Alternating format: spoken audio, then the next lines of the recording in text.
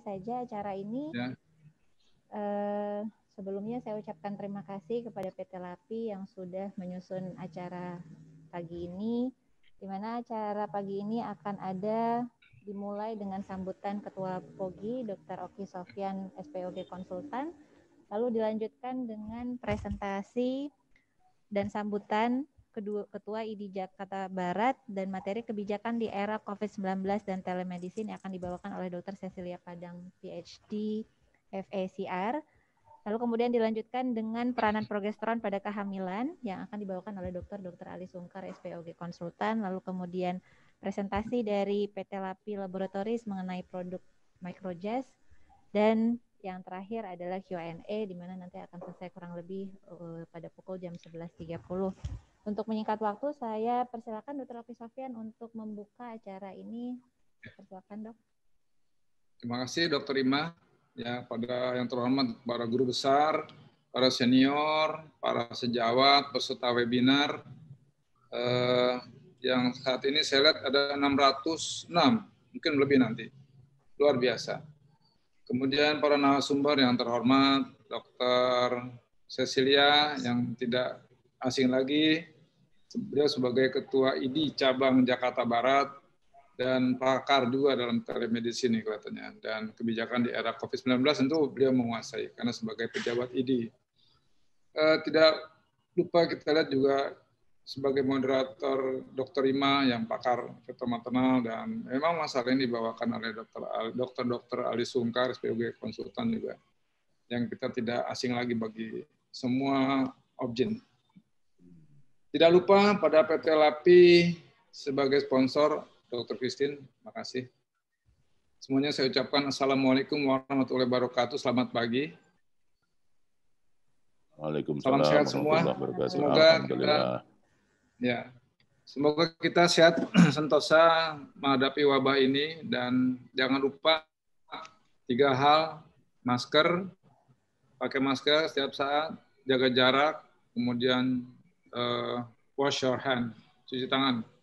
Itu kelihatannya 3 rumus yang memang harus kita lekatkan sebagai perilaku yang mungkin ke depan kita akan tidak bisa hilang dalam hal ini. Baiklah, alhamdulillah saya ucapkan juga kepada Tuhan Yang Maha Kuasa Allah Subhanahu wa taala bahwa dalam wabah seperti ini, di mana kita juga tidak bisa bertemu muka seperti biasanya, konferensi atau kita adakan seminar seperti biasanya, namun dengan menggunakan webinar, program POGI Jaya tetap berjalan. Nah, POGI Jaya tetap memilih judul-judul yang memang praktis, yang insya Allah bisa kita manfaatkan untuk para anggota praktek sehari-hari. Saya lihat ini pada partisipan atau para pemirsa atau para peserta webinar ini, juga selain Jakarta, di luar Jakarta ada dari Palembang, saya lihat tadi itu. Tentu beberapa daerah lain yang silakan dimanfaatkan ilmu ini, dibawa pulang dan mohon disebarluaskan ke teman-teman semuanya, sehingga dapat meningkat pelayanan kita sebagai objin untuk masyarakat. Nah, peranan progesteron pada kehamilan sejak usia kehamilan dini memang kan kita sudah tahu sebagai penunjang fase luteal. Nah, mungkin insya Allah pagi ini akan dibahas tuntas oleh Dr. Ali. Mudah-mudahan bisa kita ambil manfaatnya. Supaya tidak berpanjang lebar, saya ucapkan sekian. Mudah-mudahan bermanfaat dan salam sehat buat semua. Billahi taufik wal hidayah. Wassalamualaikum warahmatullahi wabarakatuh.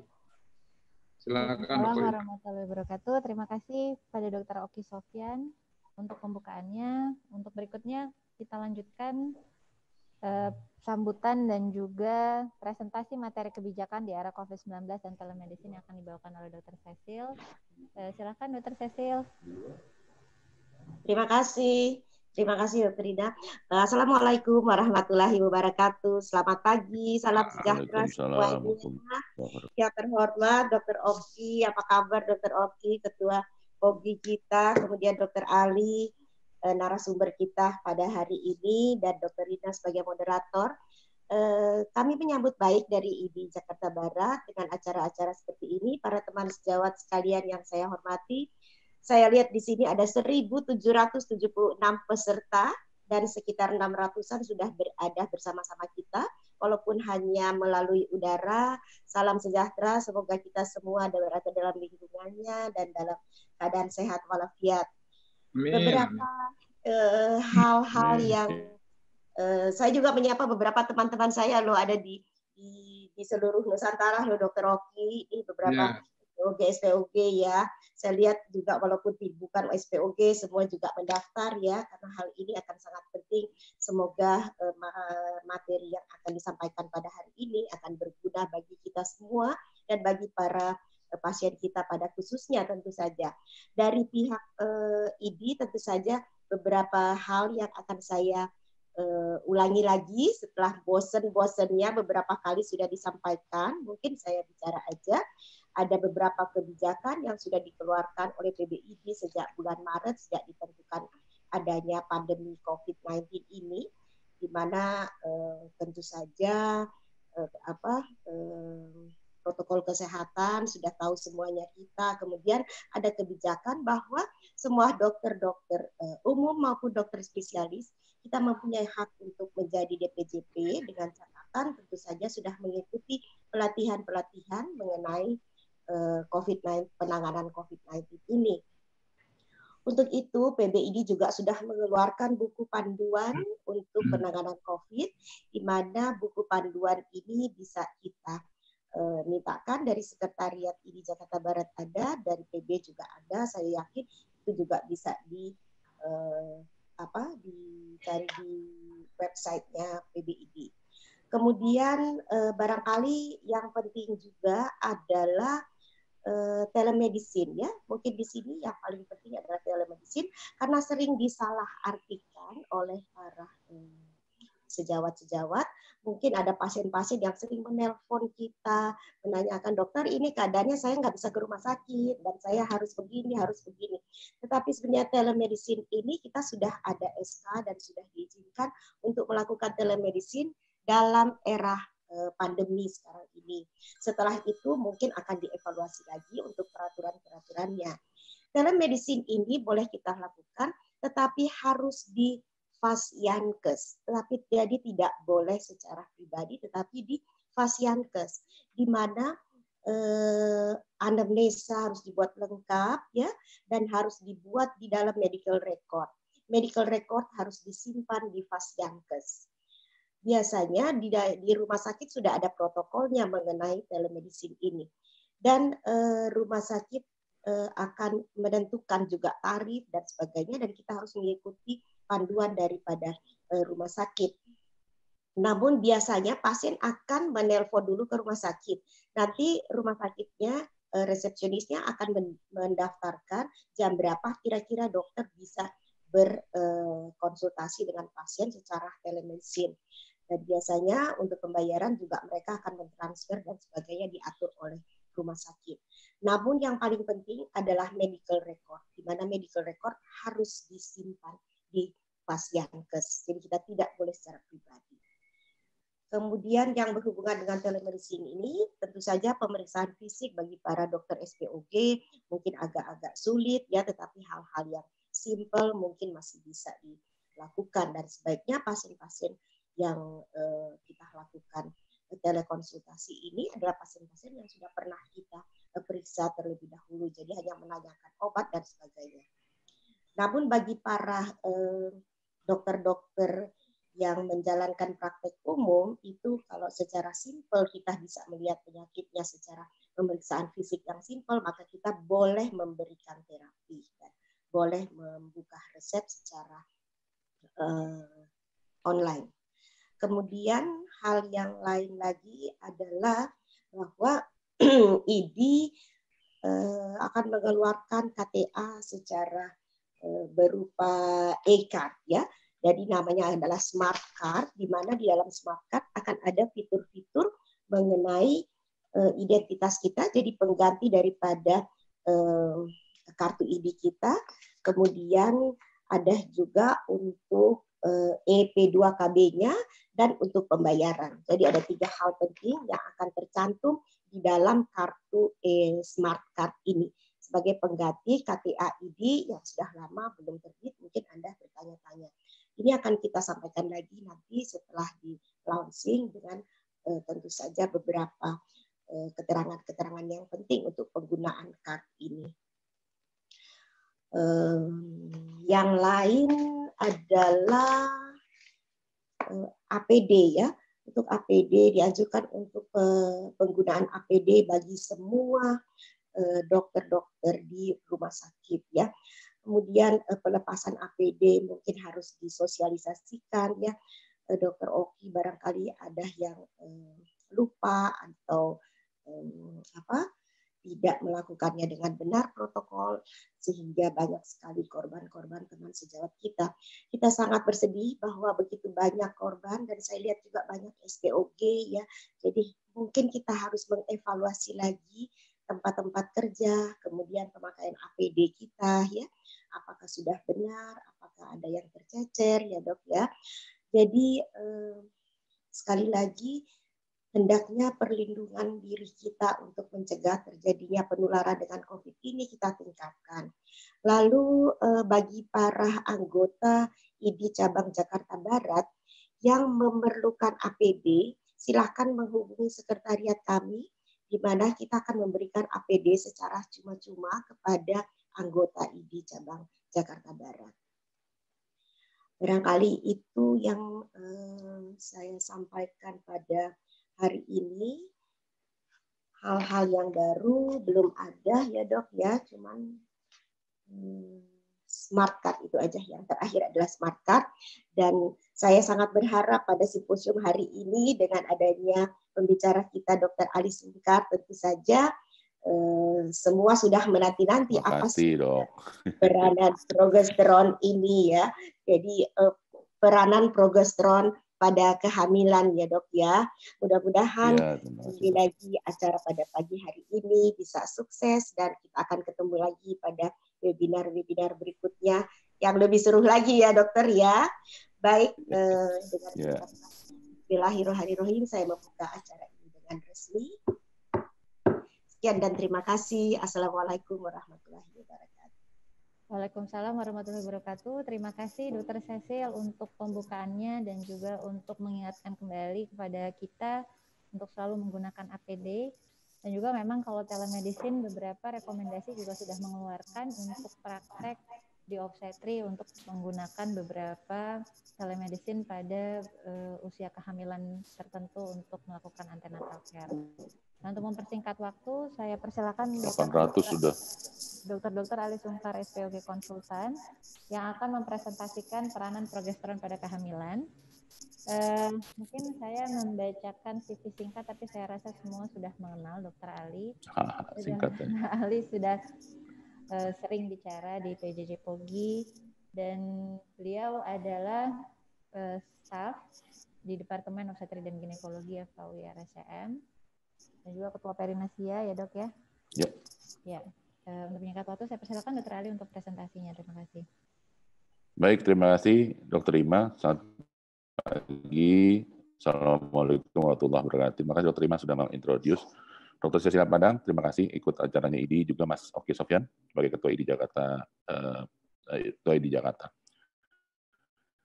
Baik, para guru besar, teman sejawat, saya ingin share mengenai peran progesteron dalam kehamilan. Apakah slide saya sudah bisa ditampilkan, Dr. Ima? Bisa? Kelihatan, Dokter. Sudah. Baik, terima kasih. Saya akan mulai. Ini harus kita awali dengan apa itu progesteron. Saya rasa ini semua tahu bahwa awalnya tahun 33 Corner dan Alan menemukan progesteron sebagai luteosteron, lalu dikenalkan sebagai progesteron. Aslinya adalah progestation. Jadi dia untuk kehamilan kita mengatakan ini dibutuhkan, progesteron ini dibutuhkan, satu untuk persiapan endometrium untuk implantasi, satu pada periode sekretari. Lalu ini yang penting mesti diketahui, dia juga menurunkan kontraktilitas dari otot kolos, dan dia mengatur juga imunitas seluler, serta dia mengatur sebagai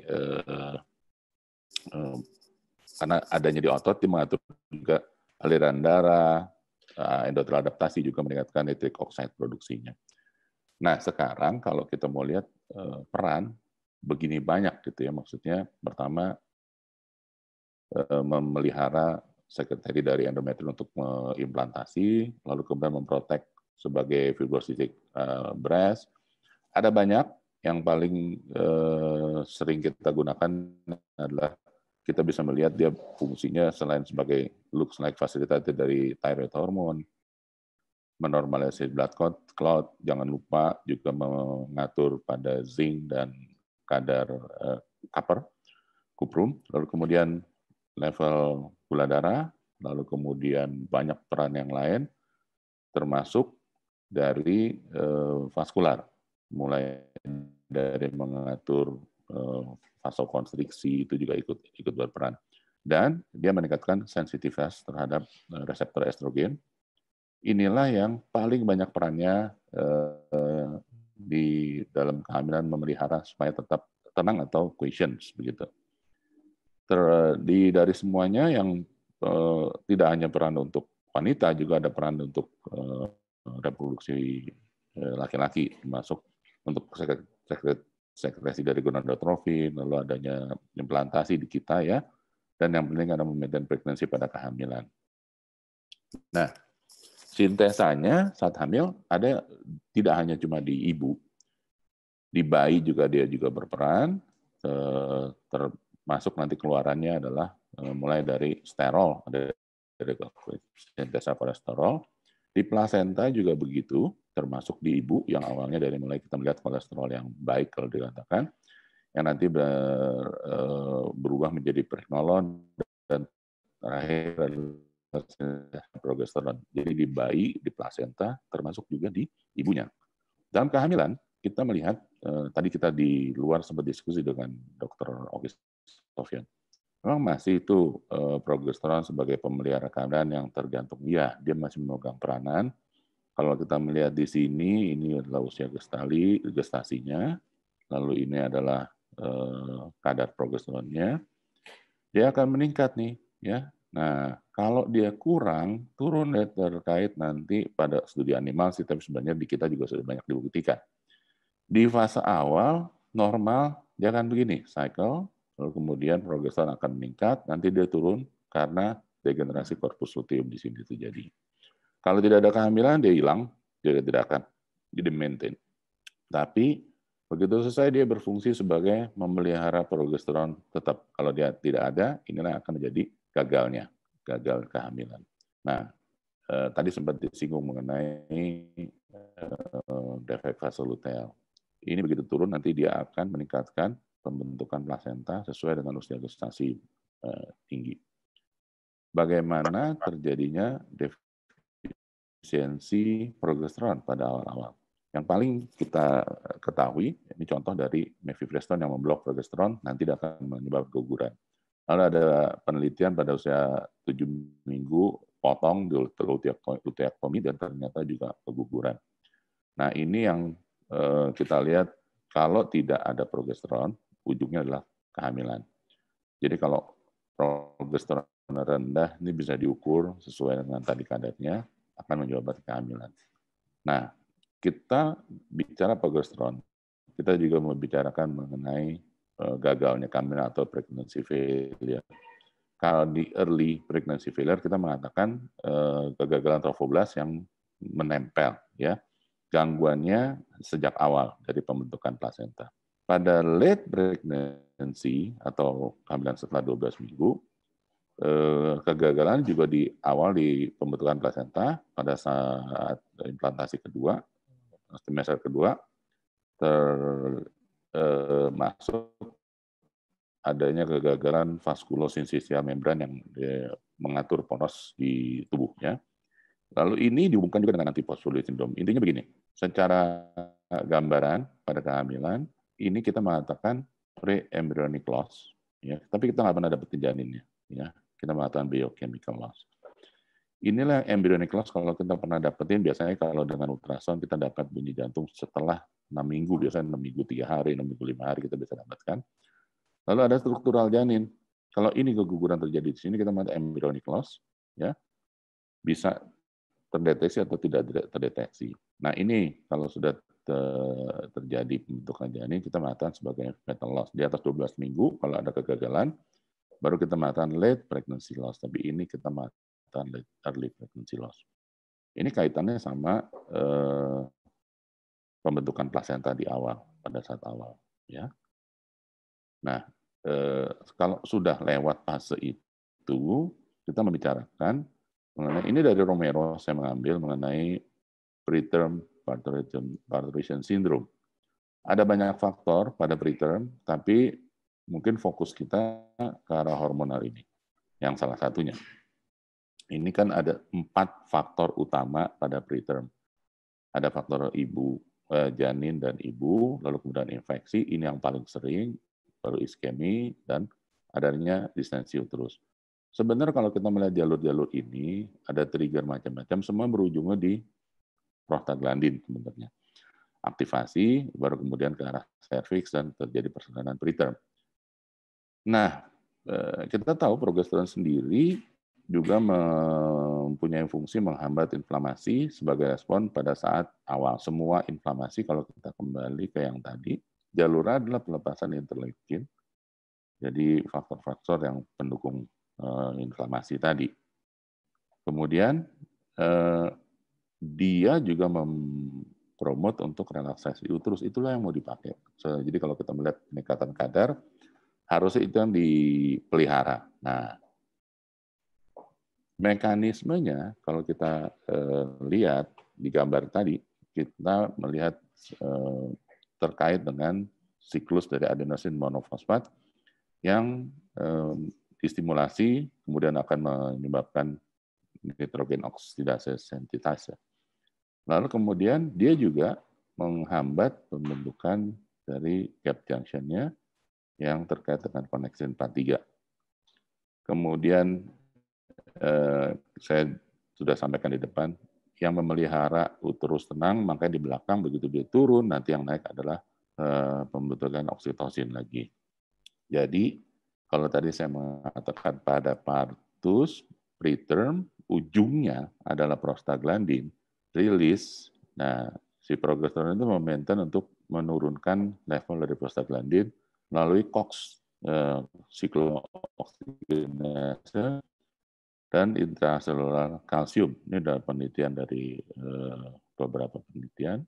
Nah, sebagai bagaimana si progesteron ini sendiri menyebabkan relaksasi dari uterus, ya. Nanti kalau kita lihat dia kaitannya dengan kontraksi yang nantinya kalau dia di ujung belakang, kalau nanti dia menjadi lebih rendah, dia akan memicu peningkatan atau terjadinya persalinan.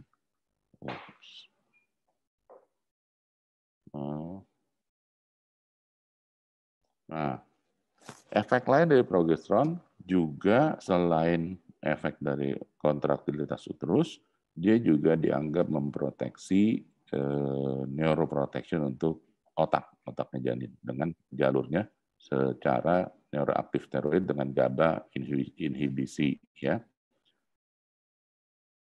Proteksinya di mana? Proteksi terhadap hipoksia dan iskemi dari pembuluh darah yang di otak. Nah, pilihannya apa? Pilihannya adalah progesteron alam, kalau kita tahu. Tadi, yang normal tubuh akan mensupport gluteal vasosport, ini yang paling terjadi di awal, pada saat kehamilan awal, seperti pada advanced reproductive technology, ART, lalu bayi tabung, lalu kemudian kita juga melihat bahwa pengaturan pada saat terjadinya keguguran berulang atau ancaman keguguran. Ini ada penelitiannya Promise Trial, Romero yang ada di sini juga. Nanti saya akan bahas di Promise Trial.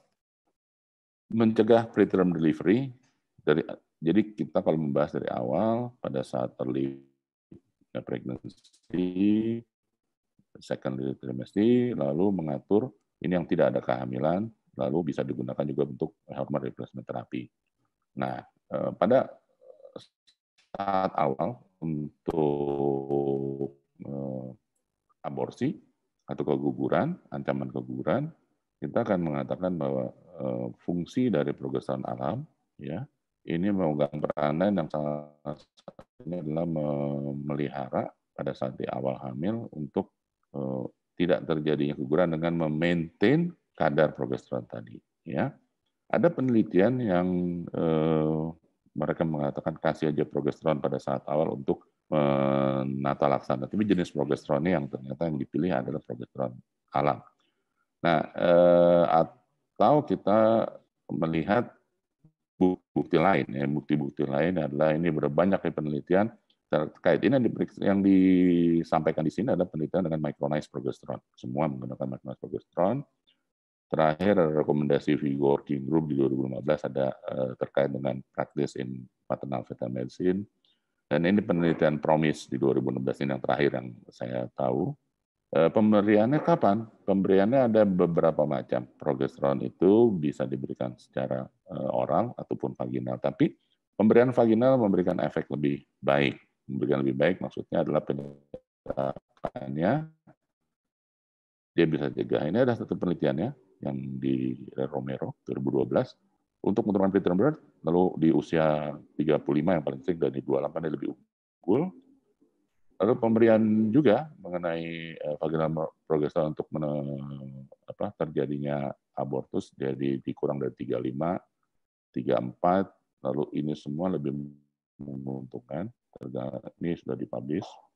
Nah, ada tuh penelitian optimum.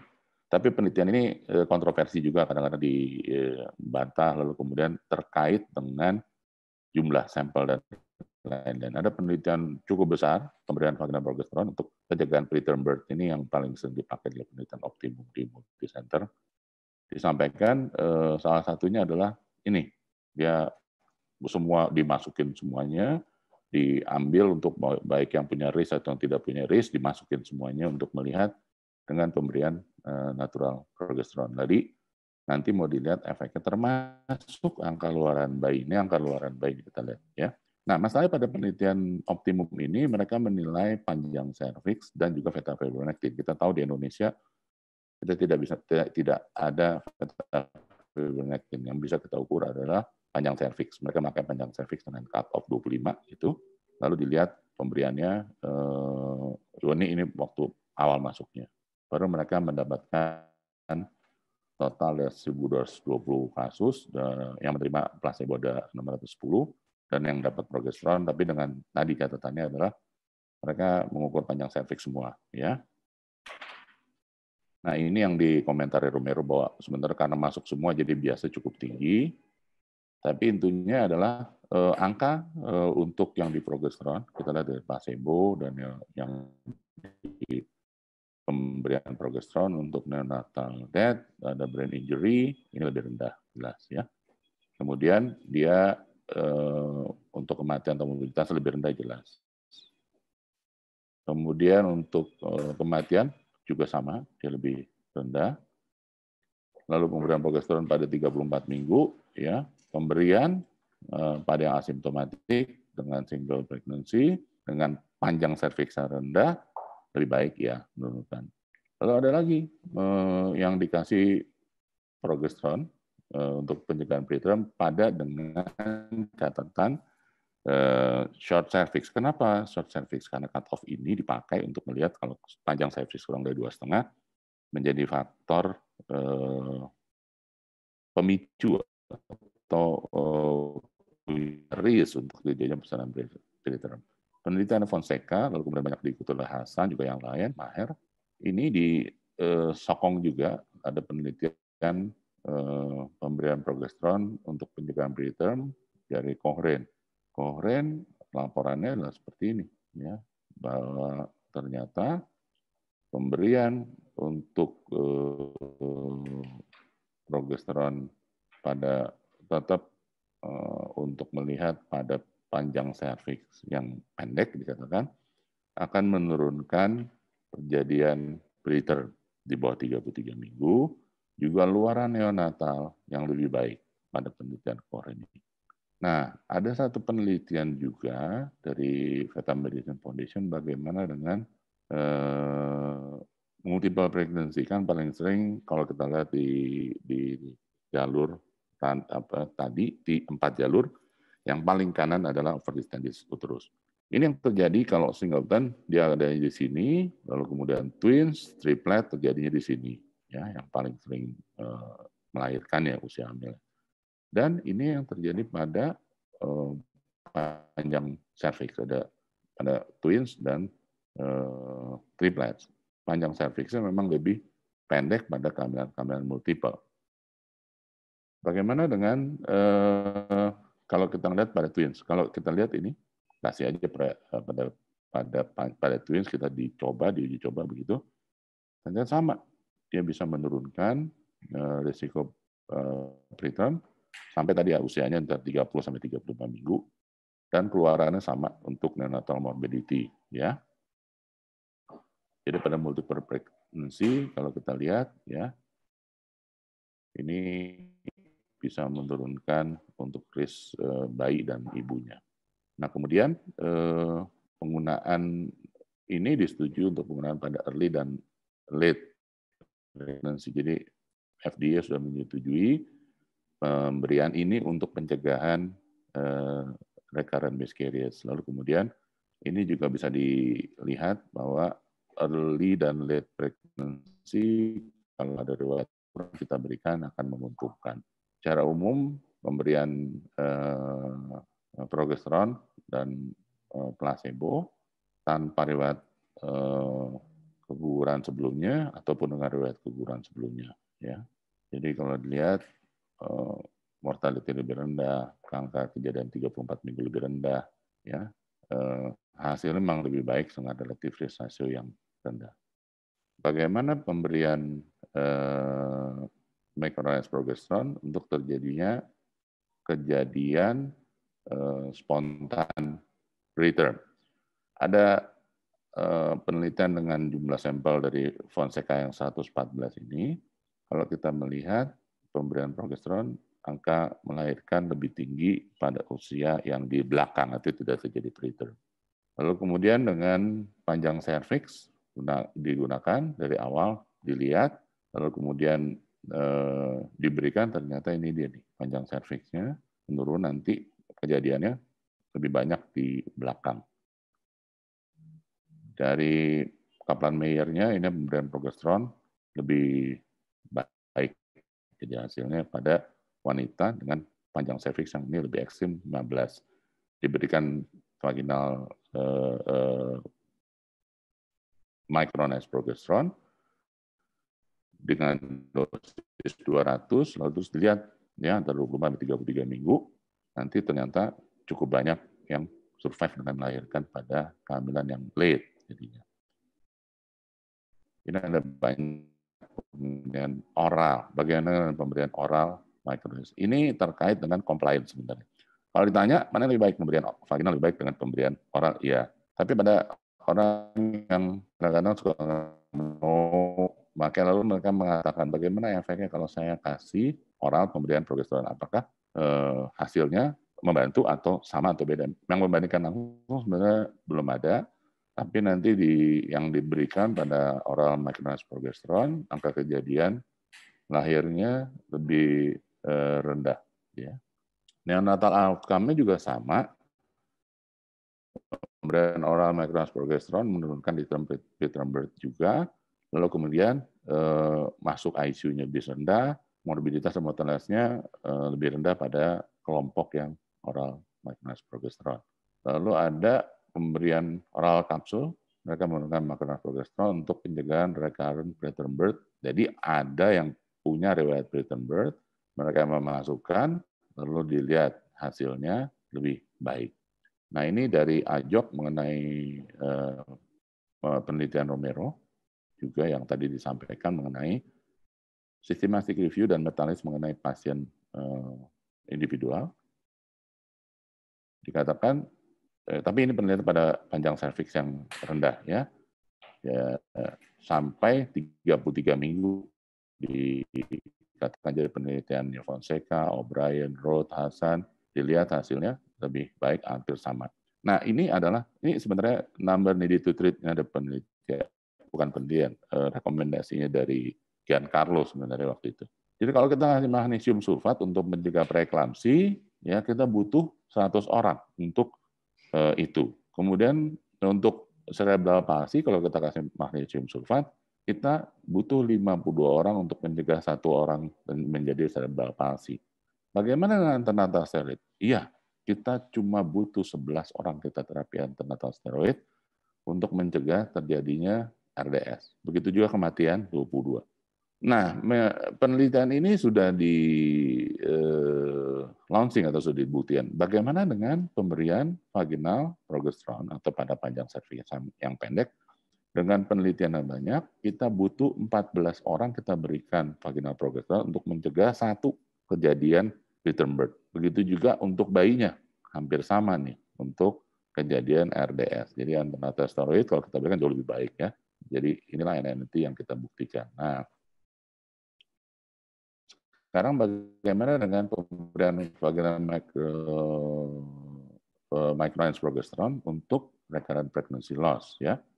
Tadi tidak cuma kita mengatakan hasilnya baik, tapi mesti perlu bukti yang lebih baik. Nah, yang penting adalah dia dibutuhkan pada saat early stage untuk respon imun, lalu dia memaintain kehamilan sampai lahir nantinya. Ya, dalam persalinan preterm masih kita lihat bahwa kalau kita berikan keuntungannya bisa memaintain, memprolong pregnancy ya, lalu kemudian dia juga pada panjang serviks yang kecil atau pendek dia bisa memaintain, atau ada riwayat preterm sebelumnya kalau kita berikan kita bisa mencegah. Optimal dose-nya kita bisa berikan antara orang, dia bisa berfungsi sebagai tokolitik juga.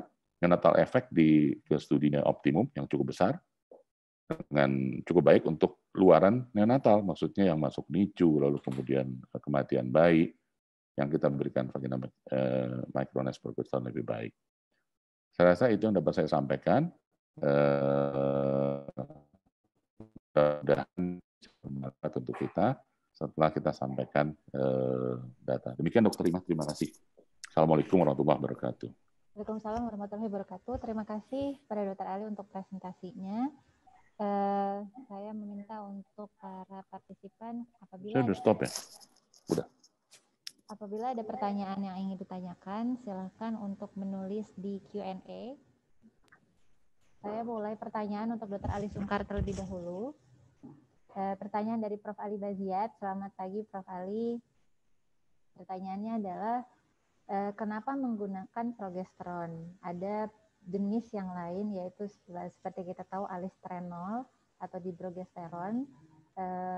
Perbedaannya apa kalau kita menggunakan progesteron yang alamiah seperti microgest dibandingkan dengan alistrenol ataupun didrogesteron?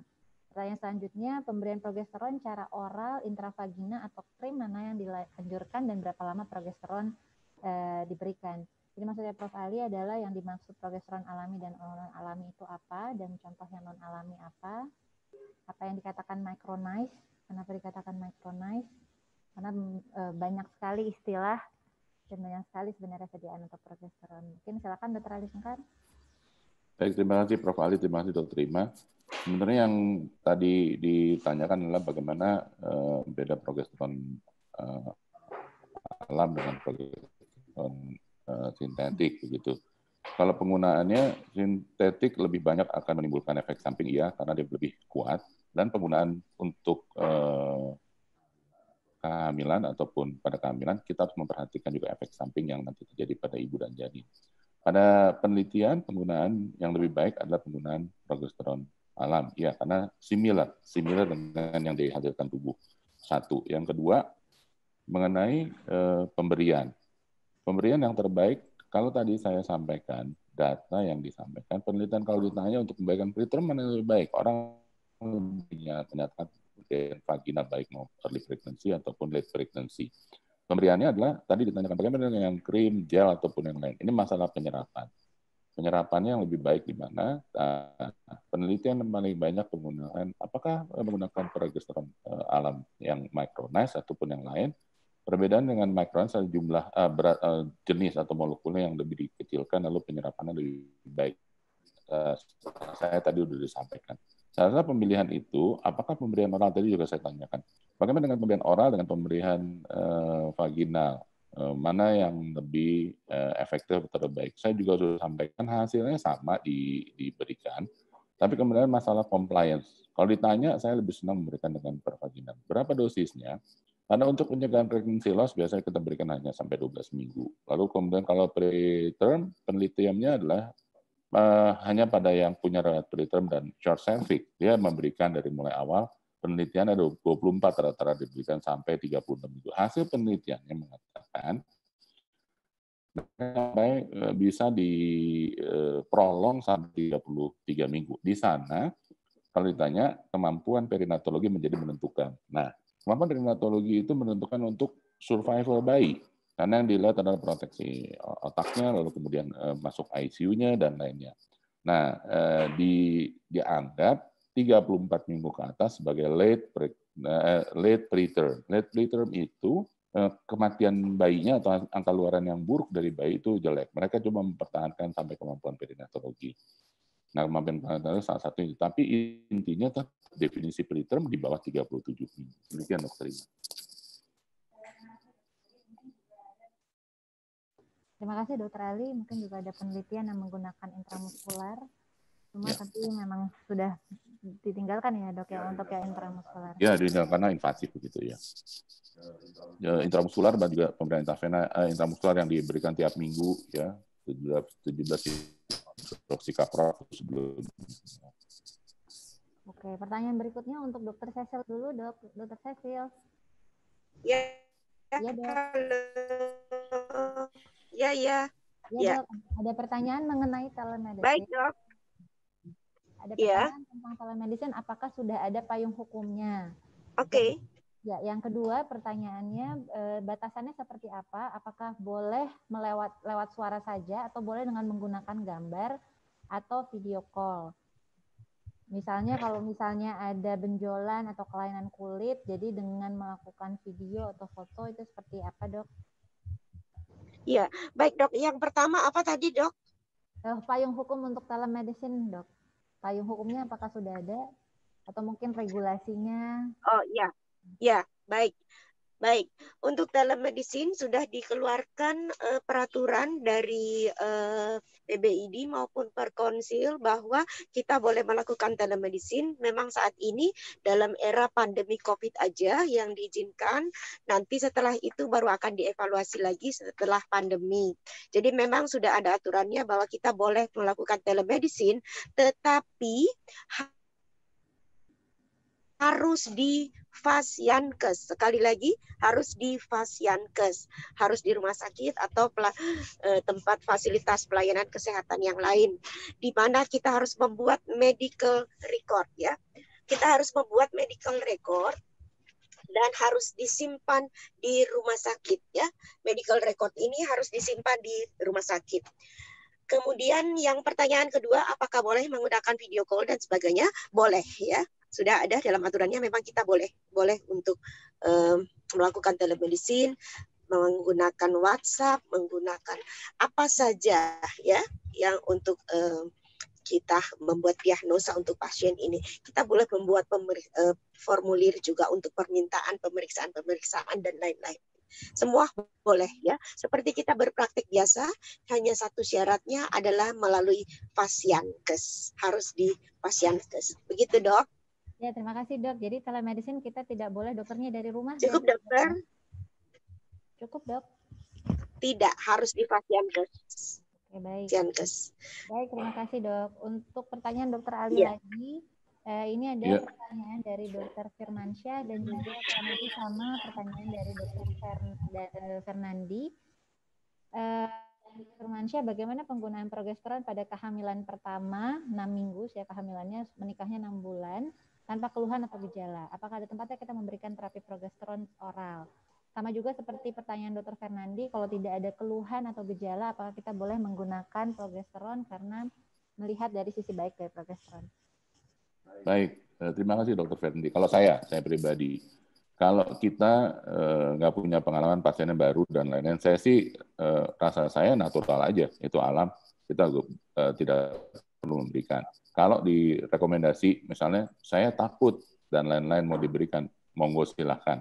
Saya beranggapan kalau dia natural pregnancy dengan sendiri. Tapi kalau dia artificial, rasa saya itu diberikan karena punya risk dengan namanya artificial. That's not normal. Jadi kita berikan biasanya pada artificial. Yang kedua adalah kalau dia punya riwayat keguguran atau saat persalinannya dia mengalami masalah dengan perdarahan ataupun lain, rasa saya itu indikasi diberikan. Demikian dokter. Terima kasih Dokter Ali. Mungkin kalau yang memberikan pertanyaan masih ada yang kurang, boleh di chat lagi di kolom Q&A. Pertanyaan berikutnya ada beberapa pertanyaan yang kurang lebih sama, seperti pertanyaan yang diajukan oleh Dokter Setiorini dari Bandung ya dok ya. Dan ada juga beberapa yang memberikan pertanyaan kurang lebih sama. Pertanyaannya adalah sampai berapa minggu batas aman penggunaan progesteron digunakan pada preterm dengan kontraksi. Dan kalau memang untuk mencegah persalinan preterm, apakah cukup dengan progesteron saja atau perlu dikombinasikan dengan sediaan lain? Baik, terima kasih Dokter Setiorini. Pertanyaannya baik banget. Kenapa saya tampilkan juga di preterm Partridge syndrome itu salah satunya adalah ada 4 jalur. Lalu kalau Partridge syndrome salah satunya anak hormonal, baru kemudian kita akan treatment. Kalau dia ada infeksi, harus treatment infeksinya, jelas. Lalu kemudian kalau dia kita mengatakan dia suportif, terapinya pemberian yang aman sampai berapa minggu. Nah, saya mengacu ke penelitian atau rekomendasi dikatakan yang rutin diberikan adalah riwayat preterm sebelumnya atau ada ancaman preterm dengan masalah short cervix. Mereka berikan mulai dari 24 minggu terus diberikan sampai kapan? Amannya cukup aman kalau penelitian besarnya tadi diberikan terus. Mereka mengatakan tadi sampai 34 minggu. Tapi kalau kita mengatakan kapan diberikan, per definisi sampai 30 minggu karena 37 minggu dianggap bukan preterm lagi.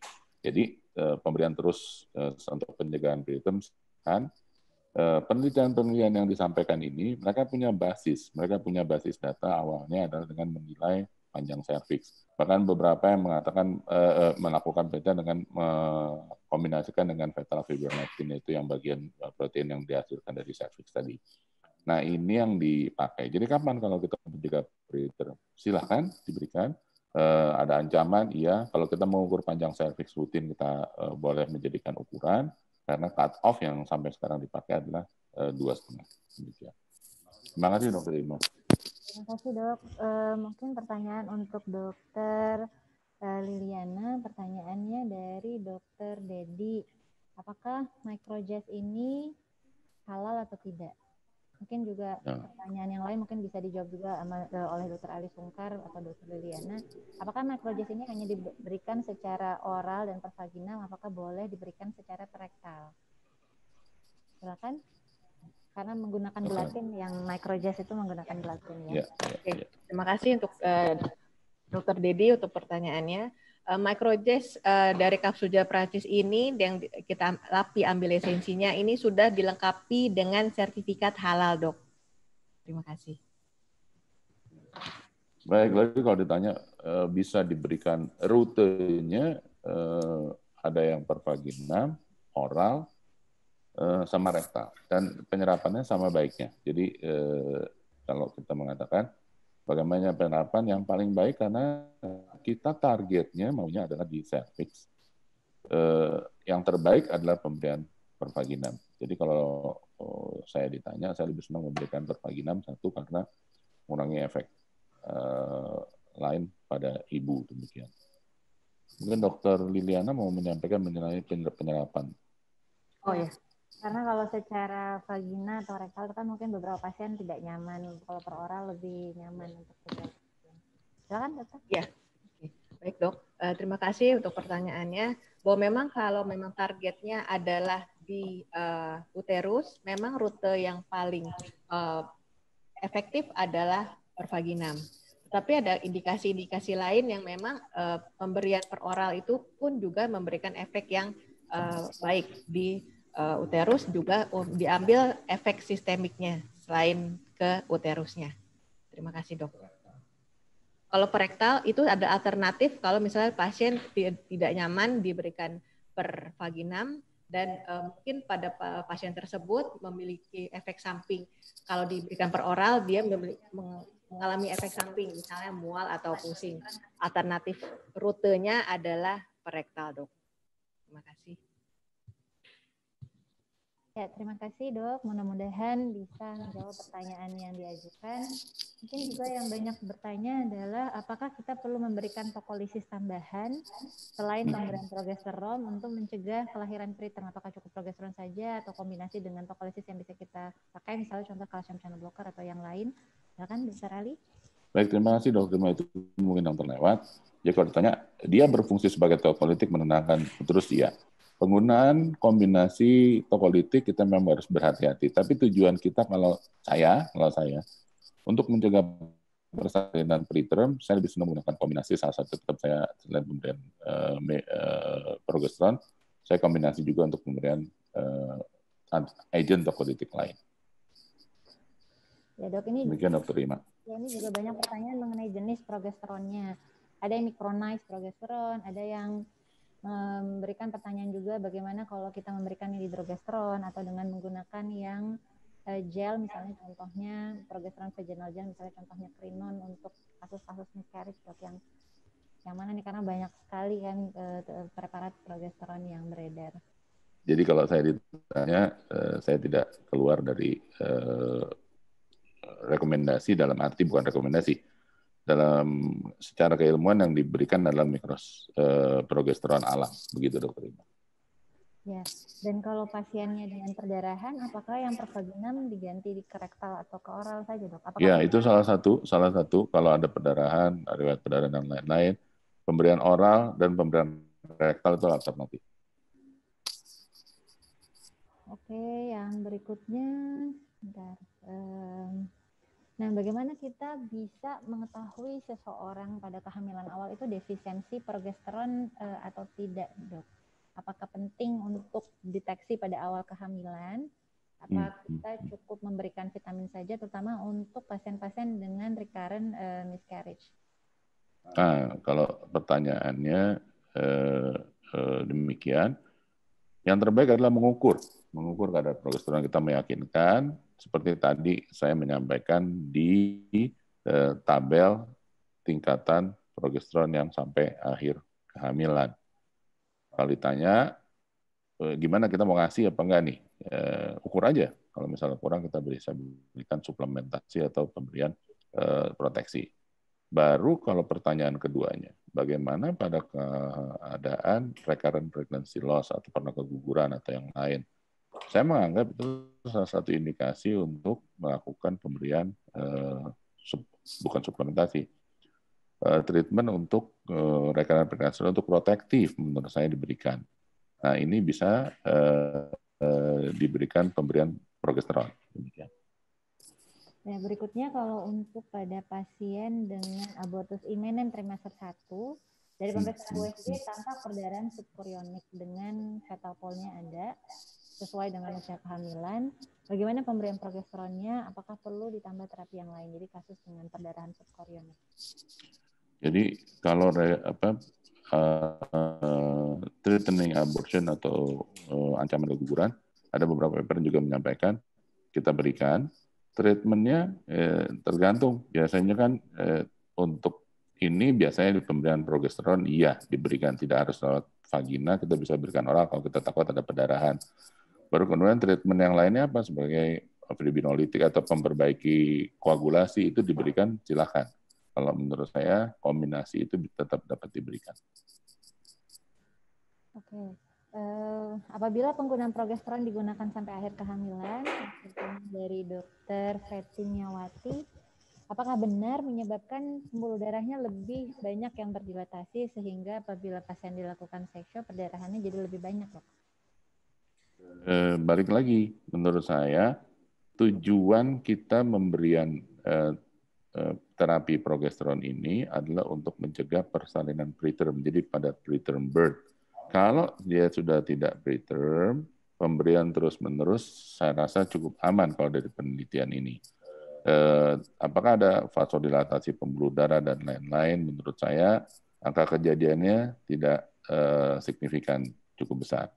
Dan tadi pemberian pada persalinan preterm kenapa di luar sampai 34 sampai 30 minggu, enggak pernah ada yang sampai 37 minggu, enggak, karena 37 minggunya adalah sudah dianggap term. Demikian Dokter Ima.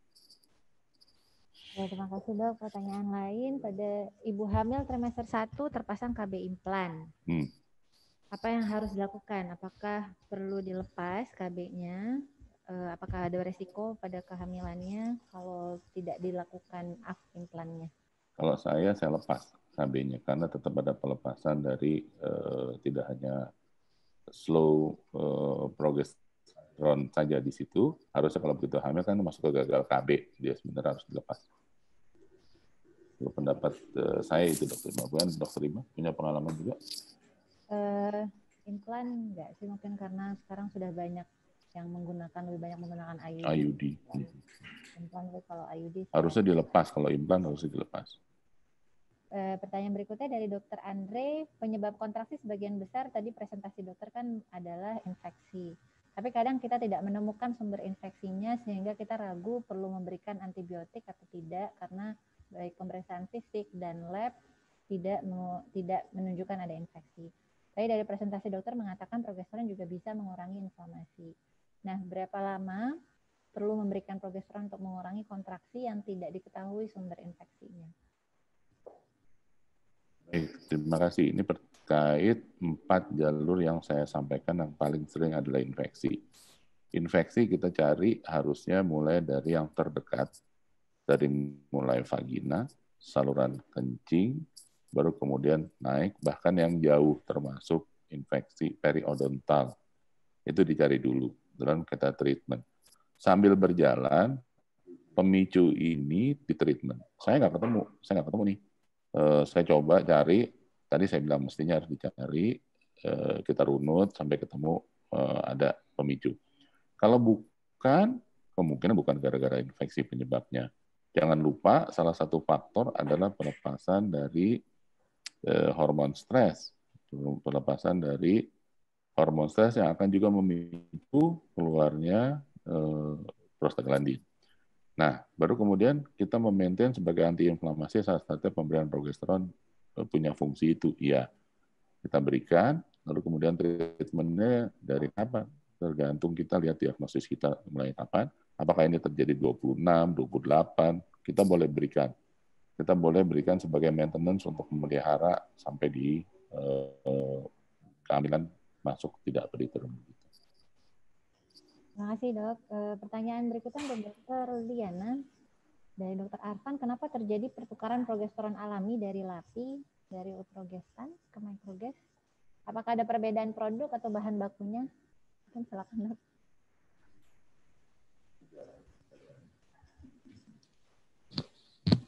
Oke, selamat pagi Dokter Arfan. Untuk produk progesteron yang lama itu kita sudah tidak mengambil, tidak bekerja sama lagi, tetapi kita PT LAPI langsung mengambil progesteron termikronisasi itu langsung dari Capsugel Prancis. Itu. Terima kasih dok. Ya, terima kasih dok. Pertanyaannya kepada Dokter Ali, ada kontraindikasi nggak sih pemberian progesteron ini? Tadi ada beberapa pertanyaan, boleh nggak pada pasien heart failure, pasien dengan hiperprolaktinemi? Ada juga yang penelitian yang menunjukkan bahwa pemberian progesteron bisa menyebabkan hipospadi pada janinnya. Sebenarnya ada kontraindikasi untuk pemberian progesteron dan apakah ada efek samping atau resiko yang perlu kita perhatikan, dok?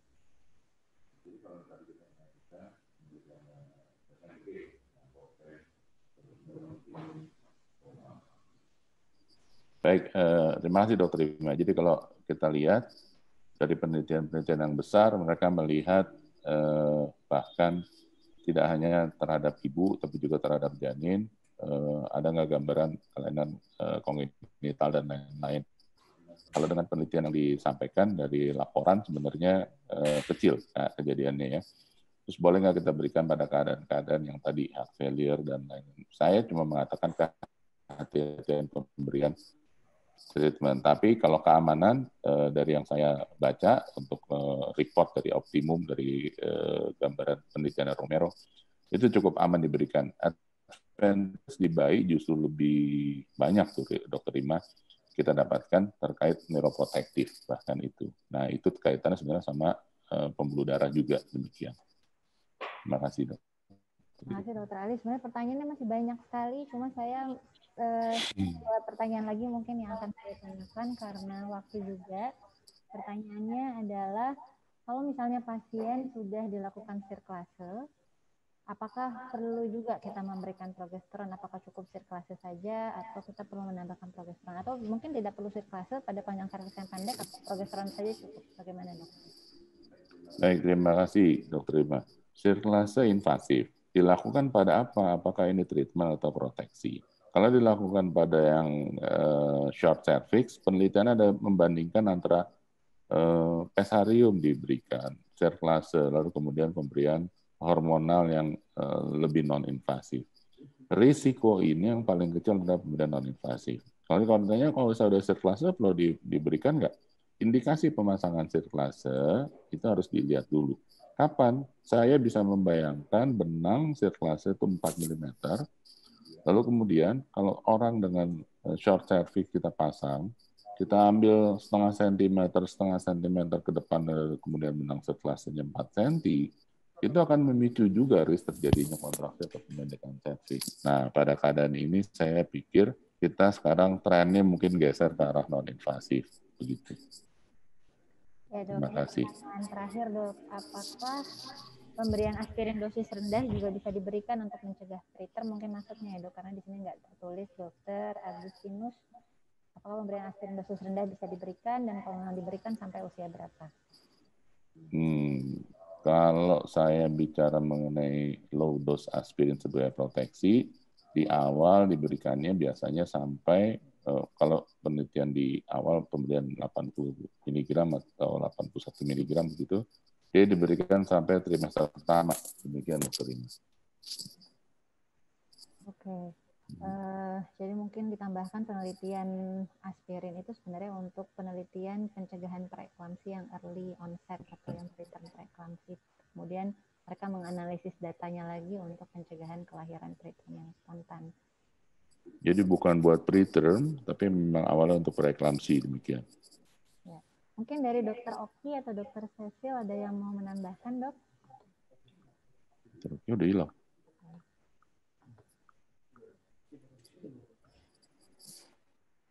Kalau tidak ada lagi, mungkin saya mau menyimpulkan. Siap dok. Siap dok.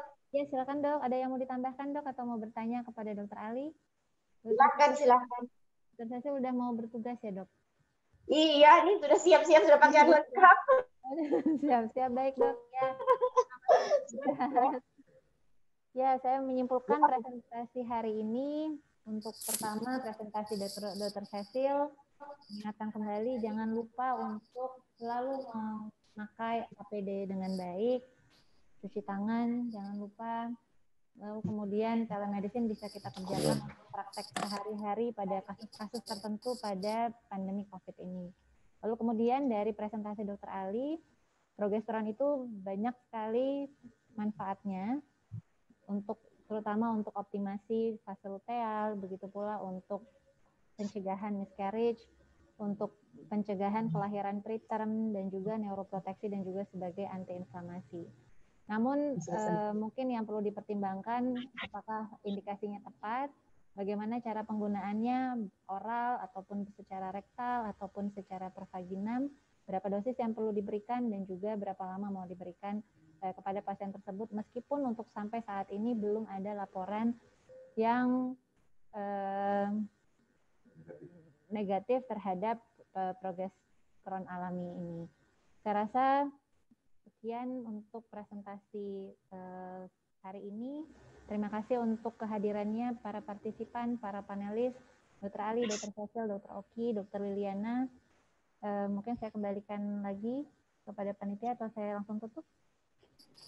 Terima kasih, saya langsung tutup saja. Assalamualaikum warahmatullahi wabarakatuh. Waalaikumsalam warahmatullahi wabarakatuh. Terima kasih Dr. Rima, terima kasih Dr. Cecil, Dr. Oki, dan PT Lapi.